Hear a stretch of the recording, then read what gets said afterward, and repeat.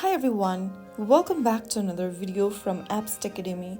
Today in this episode we will be learning how to change your Slack password. If you're enhancing your account's protection or recovering from a security breach, this guide will help you with clear instructions to help you change your Slack password efficiently.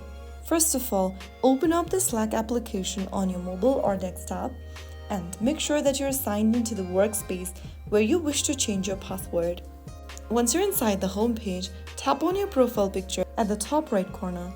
Now click on Preferences. Inside Preferences, scroll all the way down and tap on Account Settings. From the Accounts tab, tap on the Expand button right next to Password at the top.